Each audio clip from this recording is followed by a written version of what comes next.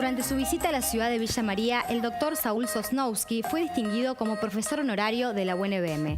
Este reconocimiento fue promovido por la editorial universitaria EduBIM, con voto unánime del Consejo Superior, destacando su trayectoria internacional como uno de los referentes más importantes en estudios literarios latinoamericanos. Con él hablamos en esta nota.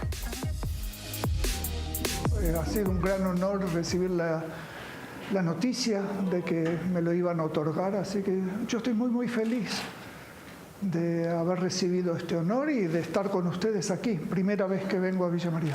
Todo vínculo con Villa María viene a través de la editorial. Conozco, por supuesto, a su directora, Carlos Gácera, es a través de él que se gestionó todo, y a través de Roxana Patiño, directora de la colección en la cual salió un libro mío, Cartografías.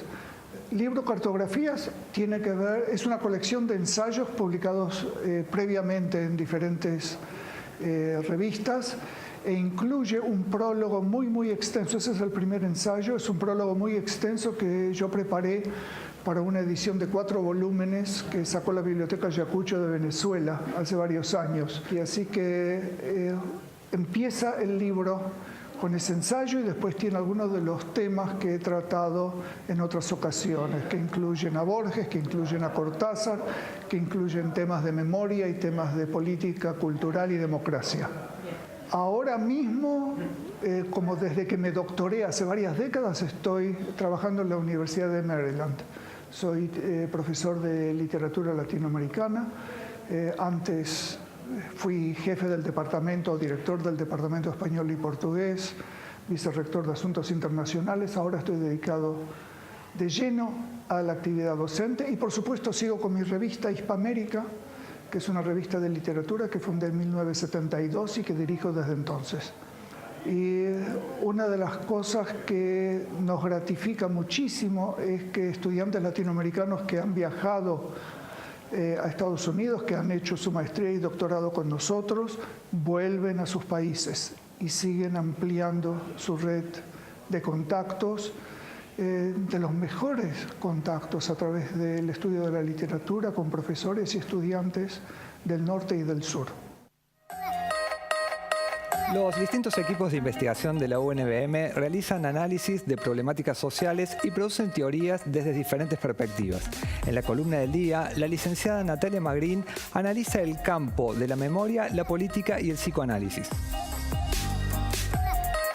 Asistimos a una época en la cual el capitalismo, en su versión neoliberal, no solo se apropia del Estado con sus dispositivos de control y disciplinamiento.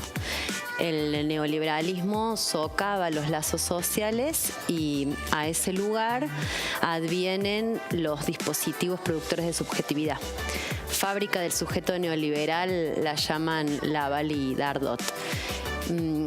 El neoliberalismo con estos dispositivos opera bajo el imperativo de la instrucción, de la eficacia, del rendimiento, de la autorrealización, de la mano de las industrias farmacológicas, de la autoayuda, del consumo, del endeudamiento.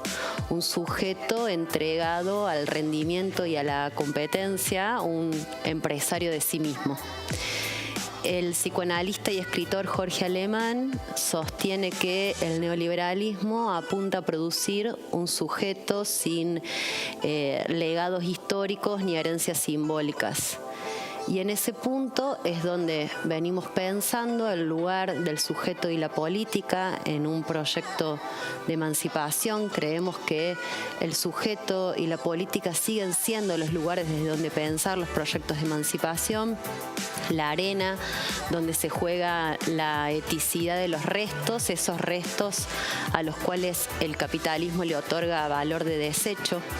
Y en este sentido pensamos la articulación o la relación entre las configuraciones de memorias, los testimonios, los sujetos del testimonio, en una experiencia política instituyente que invencionó un saber hacer con el horror del pasado reciente, con los estragos del terror de Estado, con el cual hizo su aparición el neoliberalismo en la Argentina y en Latinoamérica, con la técnica de hacer desaparecer los restos. En ese sentido, en orden al saber hacer, pensamos en los legados, en las herencias, en un cuerpo social argentino que asume un legado para ir más allá de él, pero no sin él.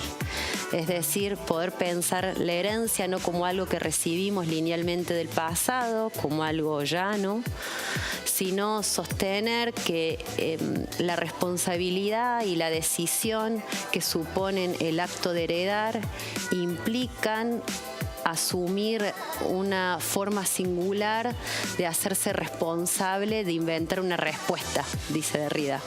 Es decir, hay una relación entre lo instituido y lo instituyente. Y en ese sentido pensamos en los legados que se ponen en juego, en las prácticas instituyentes. Algo de eso podemos reconocer en la movilización social que se produjo ante la decisión de la Corte Suprema de Justicia con la Ley 24.390, conocida como 2x1, una movilización social que, asumiendo un legado, ocupó la calle, ocupó el espacio público y puso límite a la pretensión de nuevamente legalizar la impunidad. En el marco de la segunda jornada de Sociología visitaron la UNBM diferentes referentes de este campo disciplinar. Entre ellos, el profesor Miguel Oliva fue invitado a presentar su libro Metodología de la Investigación Social aplicada al turismo. Con él dialogamos en la entrevista de hoy. En relación a la presentación del libro, nos gustaría que nos cuentes cuáles son los principales desafíos metodológicos a los que se enfrentan las ciencias sociales en la actualidad y por ahí específicamente los desafíos metodológicos en el abordaje particular del fenómeno turístico. Yo creo que un poco lo que hacemos en investigación social tiene que ver con una serie de manejos de herramientas que quizás la podríamos, yo siempre hago la metáfora del telescopio, del microscopio, ¿no? Para un astrónomo, para un biólogo.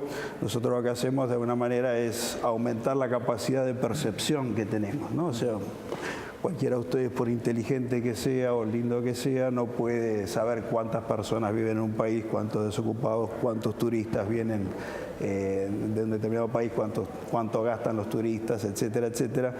Y eso hace que tengamos entonces a disposición de los sociólogos, los investigadores sociales, una serie de herramientas que quizá lo que hace un poco específica hasta este campo, ¿no? O sea, todos reflexionamos y tenemos ideas y ganas de cambiar la sociedad y visiones sociales, pero quizás un poco en el tema más profesional o académico o de investigación, lo que hacemos es tratar de manejar este tipo de instrumentos de la mejor manera posible, ¿no? De la manera más responsable posible, siempre lo hacemos con algún objetivo social. Por otro lado, tenés todo el tema de la creación de indicadores. Los sociólogos, cientistas sociales, quizás nos pasamos la vida pasando cosas conceptuales a indicadores empíricos, que parece una cosa fácil cuando uno lo hace efectivamente en la vida real de investigación. Por ejemplo, pensar qué es participación política o religiosidad o xenofobia, etcétera, etcétera, es muy difícil a la hora de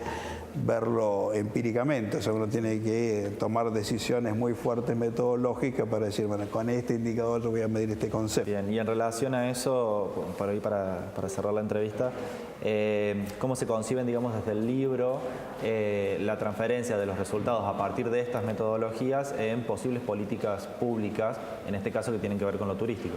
Bien, muy buena pregunta.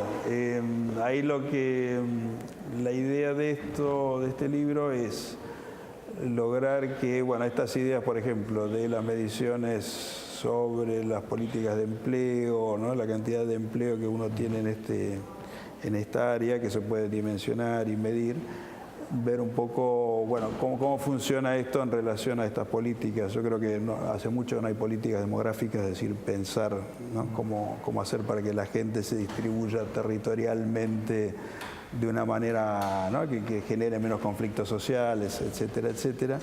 También vemos cosas como, por ejemplo, cómo puede aportar el turismo en épocas de crisis, esto que decía, ¿no? Que como el turismo genera empleos fáciles o baratos, por decirlo de alguna manera, eso nos permite hacer algo contracíclico, es decir, cuando hay crisis creamos empleo con el turismo, o en zonas donde es más difícil emplear gente y mantener poblaciones asentadas, podemos crear empleos en esos lugares con mucha eficiencia, y todo eso me parece que es interesante a la hora de políticas públicas. También hay un tema que es importante, que es el turismo es un poco extraño en un tema que es la capacidad de cooperación que hay entre sector público y sector privado, ¿no? O sea, todo lo que es turismo necesita, por ejemplo, para darte un ejemplo concreto, de carreteras, aeropuertos, ¿no?